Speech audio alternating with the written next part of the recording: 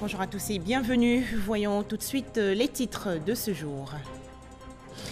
À la une, les adieux à la Côte d'Ivoire de l'ambassadeur du Sénégal, Abdoulahat Sourang, a été reçu hier au palais présidentiel dans la commune du Plateau par le chef de l'État Alassane Ouattara. Le diplomate sénégalais a surtout salué les bonnes relations entre la Côte d'Ivoire et son pays. Johannesburg, en Afrique du Sud, accueille le deuxième forum sur l'investissement en Afrique, une initiative de la Banque africaine de développement. La première édition ayant généré environ 40 milliards de dollars d'intentions d'investissement, la BAD veut mettre les bouchées doubles pour 2019. Enfin, deuxième forum sur la paix à Paris, en France. Le président Emmanuel Macron a reçu plusieurs chefs d'État africains. En Côte d'Ivoire, un conseil des ministres se tient aujourd'hui au palais de la présidence dans la commune du Plateau. Réunion gouvernementale dirigée, bien entendu, par le chef de l'État, Alassane Ouattara. Dans nos prochaines éditions, nous allons développer les décisions qui ont été prises ce jour. Fin de mission en Côte d'Ivoire pour l'ambassadeur du Sénégal. Abdoulahat Sourang a été reçu par le président de la République, Alassane Ouattara. C'était au palais présidentiel dans la commune du Plateau. Le diplomate sénégalais s'est surtout félicité de la coopération bilatérale. Mahama Traoré. 18 mars 2013, Abdoulahat Sourang présentait ses lettres de créance au président Alassane Ouattara. Ce mardi 12 novembre 2019, le diplomate sénégalais est venu signifier au chef de l'État la fin de sa mission en Côte d'Ivoire. 6 années durant, l'homme aura contribué à renforcer l'axe Yamoussoukro-Dakar. Et les jours à venir s'annoncent encore plus radieux, selon lui. Les relations sont au beau fixe, les échanges s'améliorent entre le Sénégal et la Côte d'Ivoire. Nous sommes battus pour renforcer cette coopération économique entre nos deux pays. La coopération politique, il n'y a aucun problème. En ce qui concerne la coopération économique, au niveau des échanges, nous nous efforçons pour augmenter les échanges entre le Sénégal et la Côte d'Ivoire. C'est pourquoi il est prévu en 2020 un forum économique sénégalo-ivoirien ici en Côte d'Ivoire pour mieux renforcer la coopération et les échanges. De telles initiatives visent à booster le niveau des échanges économiques entre les deux pays qui s'élevait à environ 130 milliards de francs CFA à fin 2018. Soulignons que l'établissement des relations diplomatiques entre la Côte d'Ivoire et le Sénégal remonte au 18 mars 1978. En Afrique du Sud, l'ouverture le 11 novembre dernier à Johannesburg du Forum sur l'investissement en Afrique. C'est une initiative de la Banque africaine de développement. Il s'agit pour la BAD de mobiliser le maximum de capitaux au profit du continent africain. En 2018, la première édition a généré environ 40 milliards de dollars d'intentions d'investissement. Alors il faut donc faire mieux pour cette année 2019. N'est-ce pas, Jean-Luc Gbangbo? Johannesburg, capitale financière de l'Afrique pour 3 jours. Le Forum africain de l'investissement réunit pour cette deuxième édition un parterre de chefs d'État, de responsables d'institutions financières multilatérales ainsi que des hommes d'affaires. L'événement se veut d'abord une plateforme de mobilisation des investissements privés pour accélérer le développement du continent. L'an dernier, lorsque nous nous sommes réunis ici pour la toute première édition du Forum pour l'investissement en Afrique, nous avons obtenu en moins de 72 heures des manifestations d'intérêt d'une valeur de 38,7 milliards de dollars. Pour combler le déficit annuel de financement des infrastructures en Afrique, estimé entre 68 et 108 milliards de dollars, il faut impérativement mobiliser les investisseurs institutionnels. Le Sandton Convention Center est transformé ainsi en une véritable foire des affaires, un signal que l'Afrique envoie au monde sur sa volonté d'infléchir la balance des investissements pour les canaliser vers le continent. On a fait un volume record d'investissement en Afrique en 2018, 3,3 milliards d'euros, et notamment dans le secteur privé, parce qu'on pense que c'est là aussi qu'il y a du potentiel pour la croissance et pour les emplois de demain en Afrique. Les organisateurs et participants espèrent bien plus que les 38 milliards de dollars d'intention d'investissement obtenus en 2018. Un optimisme qui trouve son fondement dans le contexte de la mise en place de la ZLECAf, la zone de libre-échange continentale africaine. L'Afrique offre des perspectives d'investissement très intéressantes. La zone de libre-échange continentale donne accès à un marché de 3 300 milliards de dollars, la plus grande zone de libre-échange depuis la création de l'Organisation mondiale du commerce. Des transactions, il y en aura au cours de ces 3 jours. La première journée a ainsi été marquée par la signature d'un accord de financement du premier pont rail-route reliant les capitales Kinshasa et Brazzaville, un investissement estimé à 550 millions de dollars. Paris, la capitale française, accueille la 2e édition du Forum sur la paix, réunion en présence d'une trentaine de chefs d'État, dont une dizaine venus spécialement du continent africain. La Côte d'Ivoire, elle, est représentée par le président de son Sénat, Jeannot Ahoussou-Kouadio. Le point avec Herman Guivet. Ouverture ce mardi du 2e Forum de Paris sur la paix. Une trentaine de dirigeants internationaux rassemblés, des médias venus du monde entier, plusieurs panels organisés afin d'examiner en profondeur les principaux défis mondiaux et d'élaborer des solutions pratiques. À ce rendez-vous international important, le président du Sénat ivoirien, Ahoussou-Kouadio Jeannot, représente le chef de l'État, Alassane Ouattara. Emmanuel Macron, le président français, ouvre cette 2e édition et défend la voie de la coopération équilibrée, celle du multilatéralisme. Pour le président français, l'Europe est l'endroit du monde où l'on sait le mieux le prix de la non-coopération. Quel rôle de l'Afrique dans la recherche de solutions pratiques en vue de consolider la paix à travers le monde? Le chef de l'État français s'est également prononcé. La force des pays africains de relever le défi politique, aussi militaire et sécuritaire, est essentielle. Et nous avons dans cet nouvel ordre international à bâtir aussi des nouvelles solutions dans le cadre des Nations Unies permettant d'accompagner, mieux qu'on ne le fait aujourd'hui, cette capacité sécuritaire de l'Afrique, mais aussi à l'aider à bâtir sur le plan de l'éducation, de la santé, de l'environnement et de l'économie, ce qui sont les 4 solutions qui permettent de bâtir la paix durable et d'éviter que ne réémergent les facteurs de déstabilisation.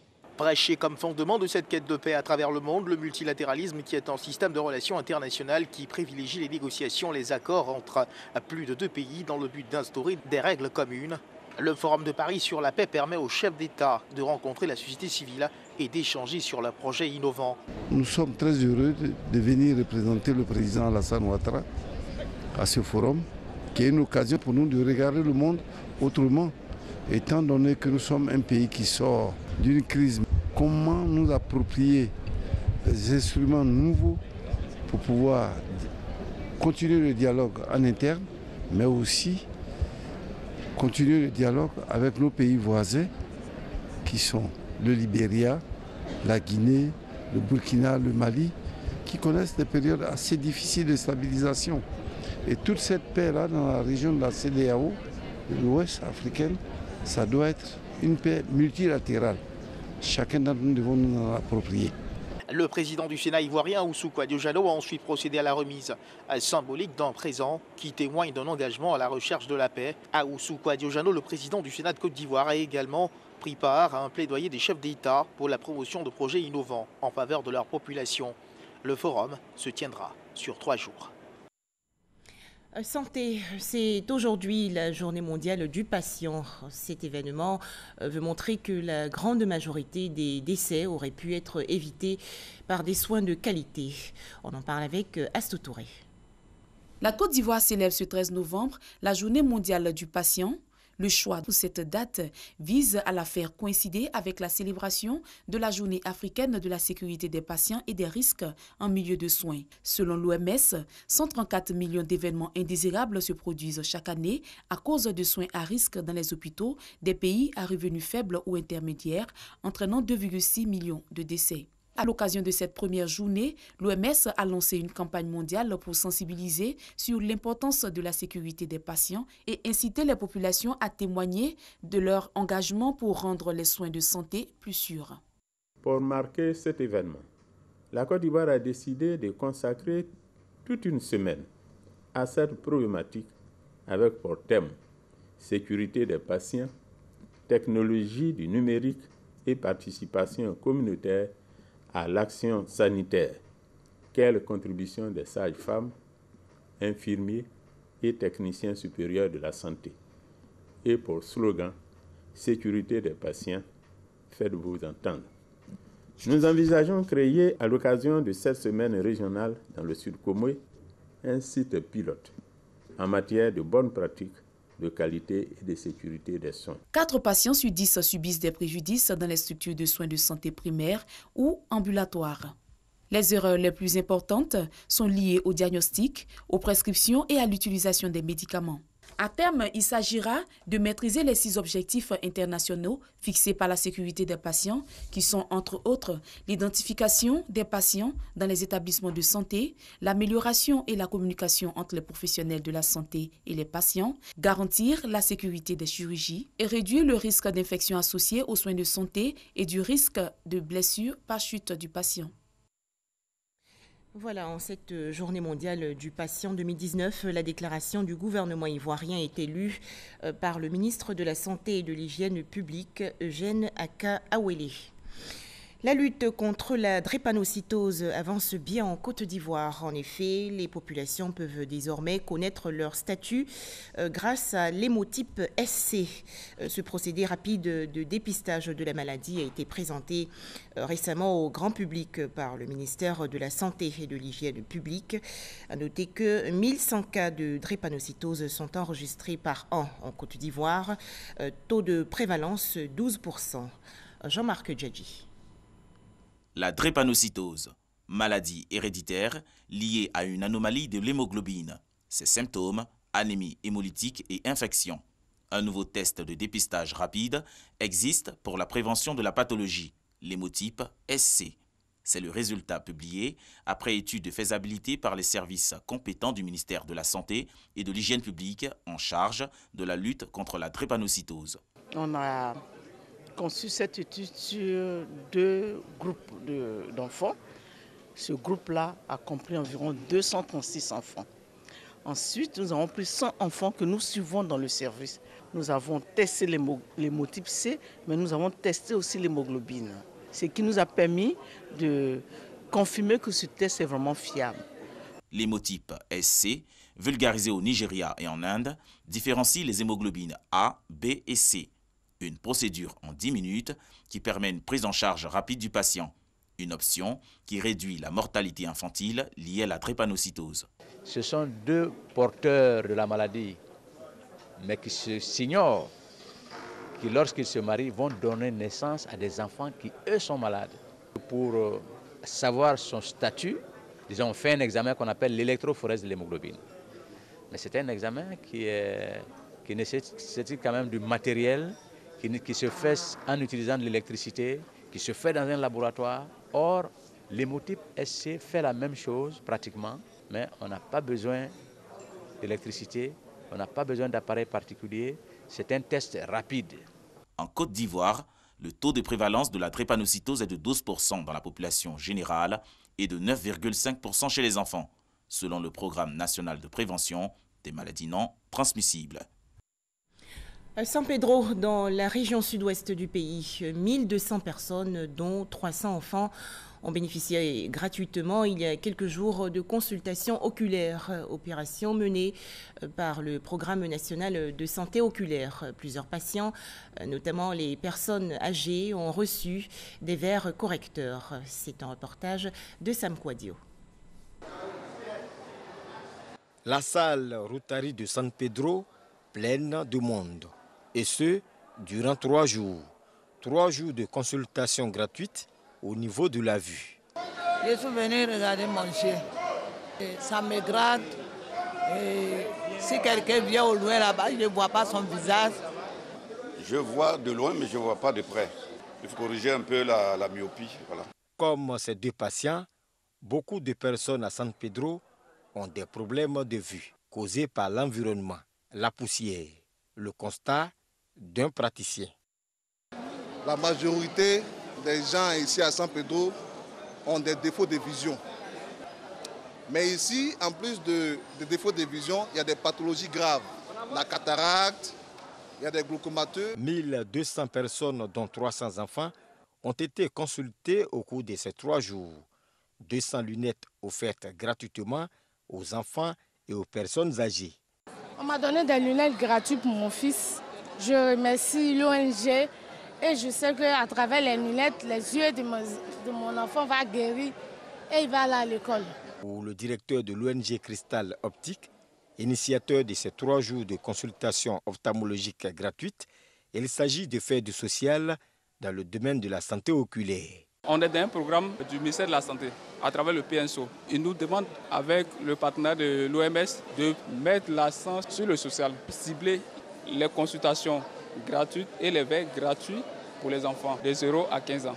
Et maintenant les personnes âgées, ceux qui ne sont pas dans la gamme, ils paient les prix forfaitaires. D'autres consultations gratuites dans le cadre du programme national de santé oculaire sont prévues dans les semaines à venir dans d'autres localités du pays. Un tout autre sujet à présent. Quelle politique et stratégie pour un financement durable de l'école inter-État des sciences et médecine vétérinaire? Question au centre d'une réunion d'experts en prélude à la 48e session ordinaire du conseil d'administration de l'école ouest-africaine des médecins vétérinaires. Patricia Etia. Après les indépendances, l'un des grands défis à relever par nos États africains était le développement de l'agriculture. Des compétences spécifiques et adaptées devraient donc être créées. C'est ainsi que, dans le domaine de l'élevage, a été créée en 1968 l'École inter-État des sciences et médecine vétérinaire de Dakar, qui a pour vocation la formation des docteurs vétérinaires pour ses États membres. L'institution vit des frais de scolarité qui sont versés par les États membres. Et donc, nous avons constaté que cette façon de financer l'institution a des limites aujourd'hui. Pour répondre aux exigences de la mondialisation, la mise en œuvre d'une importante modernisation à tous les niveaux de la vie de l'école s'impose. Trouver des pistes pour le financement et puis bien sûr trouver des pistes pour élargir un peu les filières, faire des filières professionnalisantes, peut-être la formation continue, ça peut générer des ressources. Et à côté des expertises qu'ils font depuis quelques années, les multiplier, et c'est ça peut-être qui peut générer plus d'argent. Le ministre Dosso Moussa, président de la cérémonie, a souligné que la profession vétérinaire requiert une nouvelle génération de vétérinaires préparés à travailler pour relever le nouveau défi de la diversification des productions animales. L'école de Dakar s'est déjà engagée dans la réforme de son curriculum et cursus de formation pour faire du vétérinaire un expert des productions animales de qualité et un protecteur de la santé, de l'environnement et de la société dans son ensemble. Les enseignements de l'école inter-État des sciences et médecine vétérinaire de Dakar sont constitués par l'ensemble des connaissances qui concernent la santé et les productions animales, la conservation et l'exploitation des animaux, ainsi que le contrôle et l'utilisation des produits d'origine animale. Intéressons-nous à présent à la première édition du Forum international des sociétés coopératives agricoles. Les travaux se sont déroulés récemment dans le district d'Abidjan. Objectif, promouvoir et développer les sociétés coopératives agricoles. Les explications de Lanciné Bakayoko. Les sociétés coopératives agricoles restent le modèle d'organisation économique des producteurs le plus abouti. Mais les évolutions des politiques communautaires les mettent à rude épreuve. Si les coopératives sont au cœur du développement rural, au cœur du développement économique et social, il faut leur donner les moyens de pouvoir agir. Il faut les aider à pouvoir se performer, à disposer de toutes sortes d'outils et de méthodes pour pouvoir se construire et être des outils nécessaires au développement. Un sujet d'actualité au regard de la volatilité croissante des prix agricoles en défaveur des paysans. On a besoin du marché. On a besoin de financement. Alors, ça veut dire que la coopérative doit s'approprier et la crédibilité et la confiance doivent régner entre eux. Et ça se cultive. Pour beaucoup d'acteurs du secteur agricole, au-delà des questions de gouvernance, la clé de la réussite des sociétés coopératives agricoles réside dans leur capacité à avoir de véritables leviers de financement. Et si les critères de performance sont bien établis, cette recherche de financement devrait être facilitée. Nous sommes là pour travailler, pour dire maintenant aux banquiers, aux institutions financières, aux structures, aux partenaires au développement, à l'État, qu'il y a des outils, il y a des indicateurs, des matrices d'indicateurs sur lesquels on peut maintenant aujourd'hui évaluer les coopératives pour voir si c'est une coopérative performante à qui on peut octroyer des crédits et qui doit être capable de rembourser. Une quarantaine de scientifiques et d'universitaires venus de toute l'Afrique ont pris part aux travaux de Bingerville. Direction à présent la commune de Koumassi. La bourse du bois a été inaugurée il y a quelques jours par les autorités municipales. À noter que ce site est exclusivement réservé au commerce du bois et autres accessoires d'ébénisterie et de menuiserie. Mamadou Kouassi. Désormais, pour l'achat ou la vente du bois dans la commune de Koumassi, une seule adresse, la bourse du bois. Une infrastructure moderne entièrement mise à la disposition de ces commerçants de bois et de tôle, installés autrefois de façon anarchique dans la commune de Koumassi. Un ouvrage qui vient réorganiser ce secteur d'activité. Avant, quand on envoie notre bois, ça périt. Il peut y avoir des termites, plein de choses, mais aujourd'hui, je pense que tout est parti dans de bonnes conditions. On garde bien le bois, on va les vendre comme il se doit et de la manière la plus plausible. Intervenant au nom du maire de la commune de Koumassi, le député Yacouba Sangaré, vice-président de la commission économique et financière de la mairie, a indiqué que les actions en cours vont se poursuivre afin de donner à Koumassi un nouveau visage, tout en améliorant les conditions de vie des populations. Mais avant, le député a lancé un message aux commerçants du bois.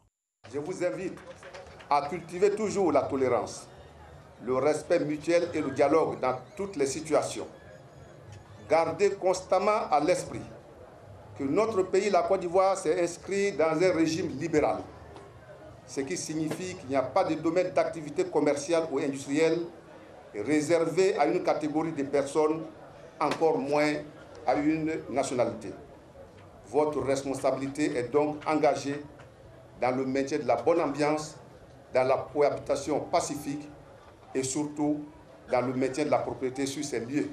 Bâtie sur une superficie de 8800 m², la bourse de bois de Koumassi est composée de 204 box, d'un restaurant, des toilettes modernes, d'une infirmerie et d'une mosquée, ainsi qu'un service de transfert d'argent. Le maire de Koumassi, Ibrahim Assissé Bakongo, entend installer les opérateurs économiques et commerçants selon les secteurs d'activité. Après donc le secteur du bois et celui de la mécanique automoto, ce sont les marchés du vivrier et de la cosmétique qui vont ouvrir les portes dans les semaines à venir. Le 100e anniversaire du Zonta International, le réseau mondial de femmes luttant pour le droit et la place de la femme dans la société. Au cours de cette rencontre, les partenaires qui accompagnent les actions du Zonta Club Abidjan ont été récompensés. On en parle avec Sephora Zegui. 100 ballons dans les airs de Cocody pour marquer le centenaire du Zonta Club International. Cette association interprofessionnelle contribue à l'autonomisation de la femme et à la scolarisation de la jeune fille en Côte d'Ivoire. Puisse ce jubilé devenir pour nous tous, surtout à nos membres du Zonta Club d'Abidjan, une occasion de partager avec tout le Zonta International la vision du monde plus juste, dans lequel les femmes sont favorisées et où chacune a la chance de pouvoir se réaliser. Représentant la marraine Assetou Gonkoulibaly, Olga Danho a félicité le Zonta Club d'Abidjan pour ses actions en faveur des femmes. Elle les encourage à accentuer la sensibilisation pour la scolarisation de la jeune fille et l'autonomisation des femmes. Elle me demande de vous dire de ne pas vous décourager, de continuer sur cette action, l'action de venir en aide aux femmes, parce que les mamans sont les premières chaque matin à se retrouver dans les marchés pour pouvoir commercialiser les vivres qui nous permettent chaque jour de nous nourrir. Présente à cette commémoration, Miss Belmondogo, secrétaire d'État chargée de l'autonomisation de la femme, exprime sa satisfaction. Les actions menées par Zonta concourent à l'autonomisation de la femme. Et pour nous, l'autonomisation de la femme est un élément important pour le développement de la Côte d'Ivoire. Ce 100e anniversaire du Zonta Club International a été célébré simultanément à Akondje, Divo et Abidjan. Les Zontiennes ont saisi l'occasion pour rendre hommage à tous leurs partenaires ainsi que leurs pionnières. Le club d'Abidjan, créé en 1969, a financé et accompagné de nombreuses actions pour améliorer le cadre de vie des femmes, contribuer à l'alphabétisation de la jeune fille, fournir une éducation de base et développer les économies locales avec des associations de femmes. Après avoir présenté officiellement ses membres au grand public en septembre dernier, le Mouvement national pour la réconciliation et la paix, le MNRP, a lancé il y a quelques jours ses activités. Cette organisation apolitique promeut la réconciliation, la paix et la cohésion en Côte d'Ivoire. Frédéric Oulaye et Gabriel Zani. Créé le 12 mai dernier, le Mouvement national pour la réconciliation et la paix se positionne comme un acteur majeur pour la réconciliation en Côte d'Ivoire. L'organisation, qui revendique déjà des sections installées dans les régions du pays, a lancé ses activités. Battre une grande campagne, c'est-à-dire une caravane nationale pour la réconciliation et la paix. Et nous allons ensuite mener des activités socio-culturelles qui vont fédérer toutes les pensées des leaders d'opinion des jeunesses et faire en sorte que la jeunesse ait son mot à dire en disant non à la déstabilisation, non à l'instrumentalisation, non à la violence et surtout non aux crises. Le Mouvement national pour la réconciliation et la paix est une organisation apolitique formée majoritairement de jeunes. D'ailleurs, les membres appellent à une prise de conscience de la jeunesse. Si la paix ne peut pas vous donner quelque chose, elle ne peut rien vous enlever. Le cycle normal de la rotation des générations indique clairement que demain, ce sont ces jeunes gens qui seront aux instances de notre pays, qui vont avoir entre leurs mains la destinée de la Côte d'Ivoire. En tant qu'aînés, notre devoir est de les encadrer. Qu'on ne fasse plus attention aux religions, on ne fasse plus attention aux ethnies. On se considère d'abord comme Ivoiriens, comme enfants d'une même patrie. Et c'est à partir de ce moment-là qu'ensemble, dans la cohésion, dans la solidarité, nous allons faire bouger les lignes. Nous allons emmener notre pays comme les nations les plus prospères. Une sortie officielle marquée par le signe de la paix. Le Mouvement national pour la réconciliation et la paix lance un appel au calme à toute la classe politique et demande un climat apaisé. Un tout autre sujet à présent, le 7e art, le cinéma se développe progressivement en Côte d'Ivoire. En effet, un programme de formation intitulé Creative Lab a été élaboré à l'endroit des jeunes par le ministère de la Culture et de la Francophonie. Les explications de Serge Coléa. Ils sont jeunes et rêvent de faire du 7e art. Après un casting au studio Instant de Vie, à la Riviera 2 dans la commune de Cocody, les voilà qui participent à ce programme de formation de jeunes talents au métier du cinéma. Ce qui m'a motivé, c'est le volet cinématographie. J'avais déjà eu quelques petites expériences sur des plateaux de tournage, mais j'ai voulu me professionnaliser. Pour certains, c'est la première expérience. J'aime beaucoup écrire et tout ça, donc je suis venu, on a fini la télé scénario. Et puis l'un des formateurs m'a approché pour me dire que c'est bien beau le scénario et tout ça, mais pourquoi ne pas venir gérer un peu la réalisation et tout ça. Il dit ok, y a pas de souci, je viens tester. Et puis je suis venu tester et puis voilà, ça me plaît, je me sens dans mon univers. Le programme dénommé Creative Lab ou laboratoire créatif offre à ses apprenants 7 modules de formation, entre autres l'écriture de scénarios, la réalisation, la musique de film, la direction photo ou l'actorat. Bienvenue Neba, acteur ivoirien de renom, anime le module actorat. Ici, pas de place pour l'improvisation. Le talent ne suffit pas.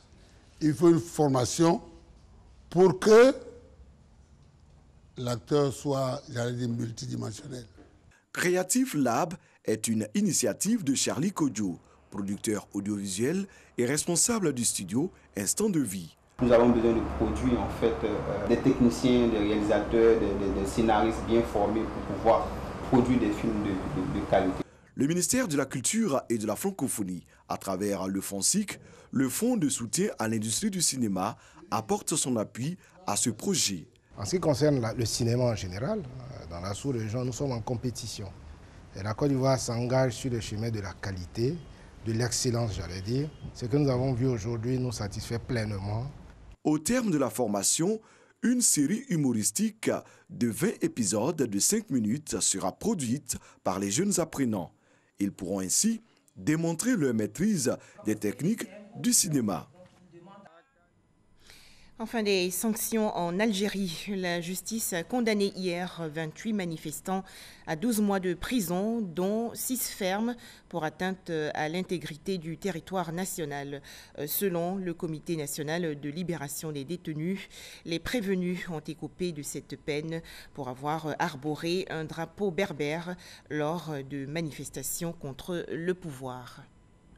Et c'est la fin de ce journal. Merci de nous avoir suivis.